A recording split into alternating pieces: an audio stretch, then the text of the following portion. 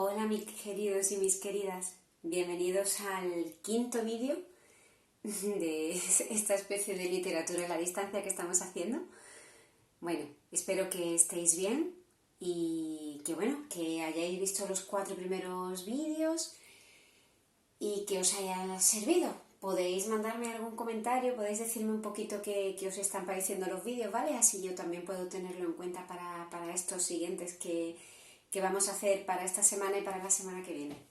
Bueno, lo primero, y como casi siempre en los últimos tiempos, os presento mi pizarra.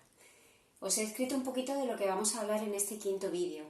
En este quinto vídeo, continuación del último, en el que estuvimos hablando un poquito de las corrientes líricas en el siglo XVI, vamos a seguir hablando de poesía en este caso moral y religiosa, sobre todo, y vamos a hablar de 3 autores básicos. Ahí tenéis los nombres en el centro de la pizarra.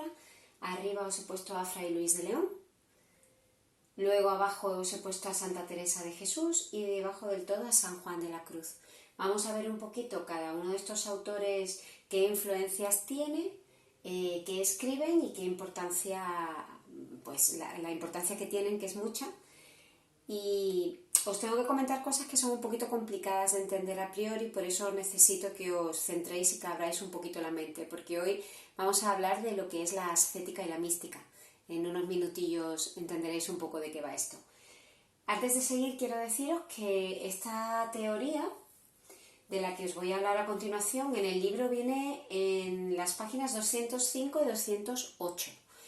Todos los vídeos que yo estoy haciendo van por orden, de alguna manera cronológico y también temático. Es decir, que este quinto vídeo no lo veáis, evidentemente, hasta que no hayáis visto el cuarto y lo hayáis entendido, porque si no, no vais a entender nada de este. ¿De acuerdo? Bueno, vamos allá. Empezamos. Bueno, ¿qué tal? ¿Cómo estáis? Se me sigue haciendo muy raro esto de hablarle al móvil, pero bueno, es lo que tenemos. Vamos a hablar de 3 autores, que son 3 autores que escriben durante el Renacimiento, durante el siglo XVI, y que son muy importantes. Son muy importantes porque, a pesar de ser religiosos, que lo son, los 3 son clérigos, la obra que tienen es una obra que tiene una tremenda importancia en la literatura castellana del momento y en la literatura posterior. Para poder hablar de Fray Luis, de San Juan y de Santa Teresa, tengo que hablar de Garcilaso, como siempre, ¿no? Y si hablo de Garcilaso, acordaos que tengo que hablar también de Petrarca. Vamos a empezar por el primero. Vamos a empezar por Fray Luis de León. Mirad, Fray Luis de León, aquí lo tenéis, era un sacerdote, era un clérigo, también era profesor de la Universidad de Salamanca, era teólogo, era un hombre extremadamente culto, cultísimo, que lo que hace es que recoge en su producción toda la influencia de la antigüedad clásica grecolatina, que él dominaba a la perfección, hablaba latín y hablaba griego, pues recoge toda la influencia de la tradición grecolatina en su obra y además recoge la nueva influencia de la lírica petrarquista que viene de Italia a través de Garcilaso de la Vega. Entonces, ¿cuáles son las influencias básicas de Fray Luis de León? Os las he puesto aquí. Horacio y Virgilio, que son 2 enormes autores clásicos grecolatinos. De hecho, recuerdo que Virgilio fue el que escribió la Eneida, que es el siguiente poema épico importante después de la Ilíada y la Odisea. La propia Biblia, acordaos que además Fray Luis de León es sacerdote, y Garcilaso. ¿Bien? Horacio, Virgilio sería la parte de la antigüedad clásica grecolatina, también la Biblia, y Garcilaso sería la influencia o la parte de la lírica petrarquista. La producción de Fray Luis de León se puede dividir en 2 grandes tipos de obras. De obras o de poesía. La poesía moral, que es el primer tipo de poesía que escribe, y la poesía religiosa. A veces están tan íntimamente relacionadas que es difícil determinar si una obra pertenece a un tipo u otra obra pertenece a un tipo, si un poema es solamente moral o si un poema es solamente religioso. Dentro de la poesía moral hay una serie de temas recurrentes que aparecen siempre en la obra de Fray Luis de León. El primer tema es la vida retirada, la oda a la vida retirada, la oda a la vida sencilla, en contacto con la naturaleza, alejados del mundanal ruido, alejados un poco de esta especie de mundo loco en el que ya vivían incluso en el siglo XVI. Imaginaos si Fray Luis levantara la cabeza y viera cómo estamos en el siglo XXI. Vosotros ya conocéis la presencia de los tópicos latinos, de los tópicos clásicos, que aparecen de nuevo en la obra de Fray Luis, como son el Aurea Mediocritas, ya hablamos de él en los anteriores vídeos de este tópico, y el Beatus Ille, acordaos, dichoso aquel que huye del mundanal ruido. Aparte de la vida retirada, otro de los temas recurrentes en la obra de Fray Luis es el elogio de la música. Era un fanático de la música, le encantaba la música. Fray Luis decía que la música elevaba el alma y la ponía cada vez más cerca de Dios. Y también la crítica de los vicios, la crítica un poco pues el dinero, el poder, incluso los vicios más mundanos como puede ser el alcohol o ese tipo de cosas, ¿no? Que de alguna manera Fray Luis pensaba que todo lo que eran estos vicios alejaban al ser humano de la pureza y lo acercaban de alguna manera pues a un estado alejado cada vez más de Dios. Fray Luis pensaba que cuanto más pura fuera el alma humana, más cerca estaba de Dios. Y ahí retomo esta idea para la poesía religiosa de Fray Luis, que está aquí, que es una poesía ascética. Quedaos con esta palabra porque luego voy a explicar largo y tendido qué es ascética y mística. ¿Bien?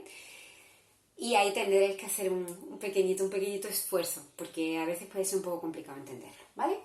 Voy a hablaros un poquito de la siguiente autora, que es Santa Teresa de Jesús. Es una mujer poderosísima, una mujer, era un ejemplo a seguir para muchas personas del siglo XVI. También era un clérigo, pertenecía al clero. Ella era una monja carmelita, pertenecía a una de las órdenes que era el Carmelo. Fue una mujer con mucho poder, fue una mujer que en su época hizo muchas cosas que no estaban permitidas a las mujeres. Para empezar, decidir sobre su propia vida.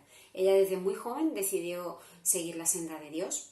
No quiso nunca casarse, no quiso nunca seguir de alguna manera el tipo de vida que había pensado su padre para ella. Y fue una mujer muy valiente y que se tuvo que enfrentar a muchas cosas que le tocaron vivir. Santa Teresa de Jesús escribe poesía religiosa y prosa religiosa. Santa Teresa todo es religioso y San Juan también todo es religioso. El único en el que hay una parte moral es Fray Luis.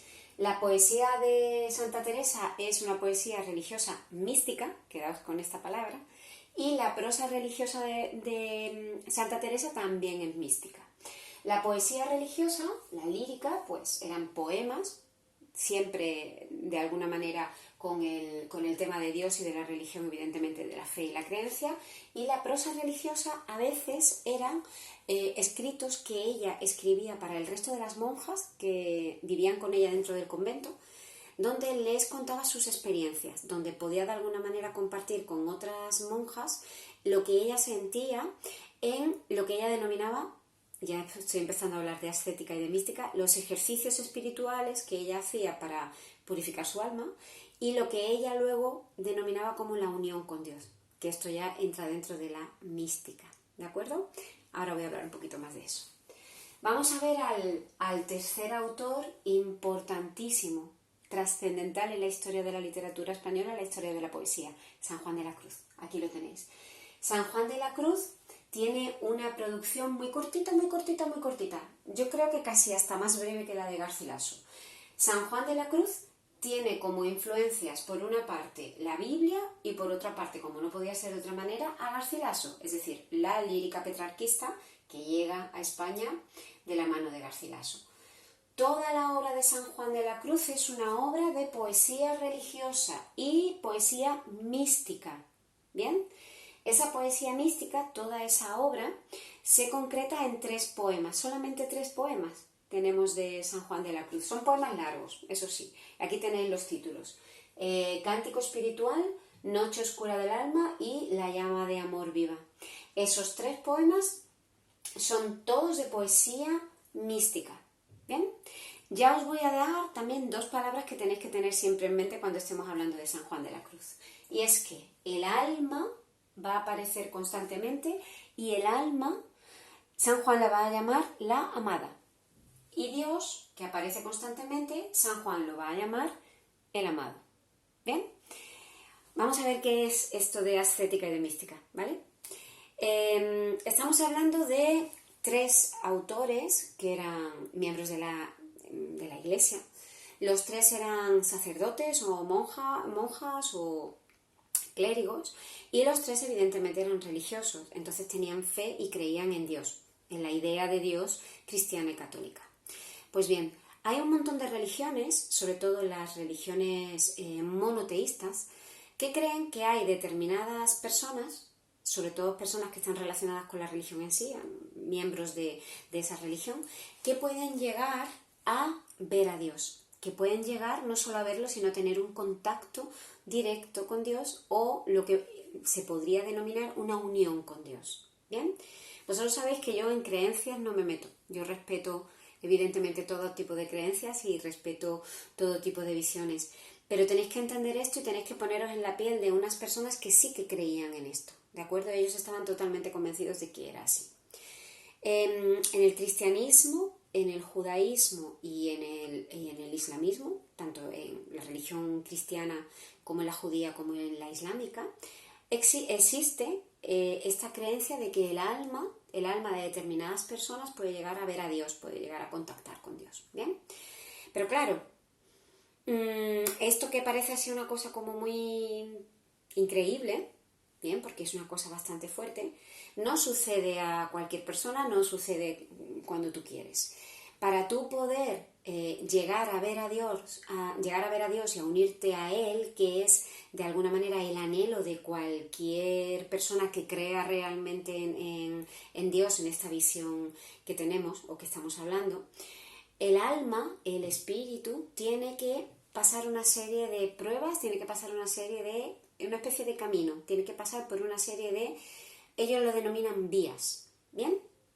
Cualquier persona no está preparada para ver a Dios, así del tirón. Lo primero, tienes que ser creyente, evidentemente, y tienes que avanzar en una especie como de purificación de tu alma, una especie como de purificación de ti mismo, para cada vez ir dejando atrás todo lo más terreno, todo lo secundario, todo lo que no tiene importancia en esta visión, para ir liberándote de todo aquello humano, que tu alma sea lo más pura posible, y en ese camino de pureza ir cada vez haciéndote alguien más puro, ir cada vez alejándote más de el mundanal ruido, al fin y al cabo, dejarte de preocupaciones mundanas, dejarte de cuestiones que no tienen nada que ver nada más que con tu objetivo, que es mejorar, hacerte mejor, purificarte, limpiarte de toda esta especie como de influencia del mundo para poder finalmente ver a Dios. ¿Bien?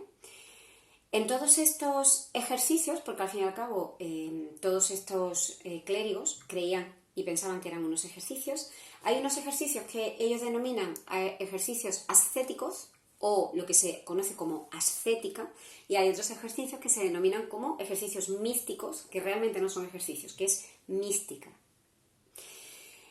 La primera parte, la ascética. Aquí teníais que Fray Luis es asceta, es un poeta religioso asceta. La ascética son los ejercicios que el alma, que la persona puede hacer para que su alma sea cada vez más pura, sea cada vez más perfecta y se vaya alejando cada vez más del mundanal ruido. ¿Qué hacían la mayoría de los ascetas? Se retiraban del mundo. ¿Qué significa esto? Que se iban o a un monte, o a una ermita, o a un convento, o a una celda dentro de un convento, a quedarse recluidos. Se olvidaban del mundo. No hacían otra cosa que no fuera rezar, rezar, rezar y rezar. Estar en contacto con Dios, estar pensando siempre en Dios. De hecho, ya la mayoría de los ascetas casi ni comían. Estaban todo el rato purificándose, intentando de alguna manera ser mejores. Purificar su espíritu y purificar su alma, para que conforme pasara, cuanto más tiempo estabas purificando y cuanto más tiempo estabas alejado de todo lo que te pudiera entretener que no fuera buscar a Dios, más perfecta se hacía tu alma, más perfecto se hacía tu espíritu. ¿Bien? La ascética, todos estos ejercicios, retirarse del mundo, rezar, estar concentrado siempre en Dios, tenía como 2 pasos. El primer paso, que era, o que se conoce como la vía purgativa, que lo tenéis aquí abajo, que es justo lo que os acabo de comentar. Hay un verbo en español que es purgarse, que es como curarse, quitarse de encima lo que ya no quieres, lo que no te hace bien. Para los ascetas, lo que no te hace bien es precisamente estar en contacto con el mundo. Porque alguien que está todo el rato en contacto con el mundo, según su visión, no pueden encontrar a Dios. Alguien que está todo el rato para acá, para allá, en un sitio, en otro sitio, trabajando en una fiesta, hablando con uno, hablando con otro, preocupándose en comer, en beberse una copita, son demasiadas distracciones. Ellos entienden que para encontrar a Dios tú tienes que estar simple y llanamente pensando y buscando a Dios. No puedes estar entretenido en nada más. Eso, lo de retirarse de todo lo mundano, es la vía purgativa. Lo tenéis aquí. ¿Bien? Una vez que el alma está purificada, que ha pasado mucho tiempo y ha hecho muchos ejercicios, ha rezado y se ha purificado, los ascetas llegan a la segunda parte, como al segundo escalón de este largo procedimiento, que se conoce como la vía iluminativa. Bien, el alma es ya muy perfecta, el alma es muy pura. El ser humano se ha olvidado de todo lo que tiene que ver con el mundo y lo único que tiene en mente, en cuerpo y en espíritu, nunca mejor dicho, es buscar y ver a Dios. Entonces el alma en la vía iluminativa entiende que ya está cerca de Dios y según dicen los ascetas, les llega el reflejo de la luz divina. Por eso se llama lo de iluminativa. ¿Bien? Es como que están empezando a ser iluminados por la luz de Dios. La vía purgativa y la vía iluminativa son las dos que se encuentran dentro de la ascética. Los ascetas, como por ejemplo Fray Luis de León, practicaron esto que os estoy diciendo. Fray Luis de León se retiraba del mundanal ruido, rezaba, buscaba a Dios, quería ser más perfecto, quería ser más puro y él intuía que estaba cerca de Dios, pero se quedó ahí. Hay una tercera parte en toda esta cosa que os estoy comentando de buscar a Dios, que se conoce como la vía unitiva y por su propio nombre podréis entender de qué va. La vía unitiva es aquella vía o aquel último estadio al que el alma llega cuando se une efectivamente con Dios. Cuando ya no solo está pura, ya no solo es perfecta, ya no solo está intuyendo que va a llegar a Dios, sino que directamente se une a Dios. Esto que os estoy diciendo, ya los místicos y los ascetas de todas las religiones saben que eso solo le sucede a muy pocas personas, a personas muy, muy, muy, muy determinadas que son realmente las elegidas por Dios para que puedan unirse a la divinidad. Sé que esto es un poco así de entender, pero entenderlo porque esto es en lo que creía San Juan y en lo que creía Santa Teresa, y si no, pues no vamos a entender muy bien todo lo que hay detrás de su poesía. La vía unitiva, la última vía, la tercera, es solo y exclusivamente mística. ¿Esto qué significa? Que un asceta podría llegar a la vía iluminativa, es decir, podría haberse alejado del mundanal ruido, haber tenido un alma pura, un espíritu elevado, haberse acercado a Dios, pero no llegar a verlo, no llegar a unirse a Él. Eso es lo que le pasa a Fray Luis de León. Por eso él es asceta, por eso él escribe una poesía ascética. ¿Bien? Él no llega a unirse con Dios. Sin embargo, tanto Santa Teresa de Jesús como San Juan de la Cruz, ambos son evidentemente ascetas, pero son místicos, porque ellos hacen lo mismo que Fray Luis y además son los elegidos por Dios, por decirlo de alguna manera, para poder unirse a ellos. Santa Teresa de Jesús y San Juan de la Cruz, los dos cuentan en su obra poética esa experiencia de unirse a Dios. Imaginaos. Los dos son personas, son un hombre y una mujer, son humanos, y están contando cómo han sido capaces de unirse a Dios. Evidentemente eso es tan difícil de contar, porque ellos dicen que las palabras humanas no son capaces de explicar una experiencia tan sublime, tan inefable. Esta palabra significa tan difícil de contar, tan difícil de explicar, porque es algo que va más allá de la naturaleza humana. Por lo tanto, la única manera que tienen de poder explicar o intentar explicar lo que ellos han vivido o lo que ellos han sentido cuando se han unido a Dios es hacer una comparación entre el amor humano, que es lo más cerca que ellos tienen, y el amor divino. Ellos intentan explicar el amor a Dios, el amor divino, la unión con Dios a través de todas las visiones, a través de todas las metáforas, a través de todas las obras basadas en el amor humano. Porque al fin y al cabo, ambos son expresiones de sentimientos. Uno es amor puramente humano y el otro es amor puramente divino. Pero el amor divino no es capaz de explicarse a no ser que sea teniendo como ejemplo el amor humano. San Juan de la Cruz quiere explicar en su obra toda esa experiencia que él tiene de unión con Dios. Por eso, en esa obra, él denomina a su alma la amada y a Dios el amado. Y cuenta cómo el alma, la amada, va en busca del amado, que es Dios. Y luego relata y cuenta cómo es ese amor, cómo es esa relación amorosa, y lo utiliza y lo dice como si estuviera contando una relación amorosa entre un hombre y una mujer. ¿Y de quién aprende a expresar amor San Juan de la Cruz? De Garcilaso. De Garcilaso, que a su vez aprendió de Petrarca. Por lo tanto, el amor terreno de Petrarca, lo que él expresa en su poesía, que luego aparece en España en la obra de Garcilaso, lo que expresa Garcilaso en su poesía de amor terreno, es el modelo que sigue San Juan de la Cruz en su obra. ¿De acuerdo? Entender el resto de poesía y de cositas de San Juan y de Santa Teresa es bastante fácil. Lo difícil era lo de la ascética y lo de la mística. Leed, por favor, el libro. Lo primero que hacéis en cuanto terminéis este vídeo es sentaros y quedaos con lo más importante y luego consultad las páginas del libro que os he recomendado, ¿vale? Que son las 205 y las 208. Siempre con una mente abierta. Ya sé que esto puede sonar un poco raro, pero esto es en lo que ellos creían. Por lo tanto, tenemos que entenderlo. ¿De acuerdo? Os mando un beso muy fuerte. Hasta muy pronto.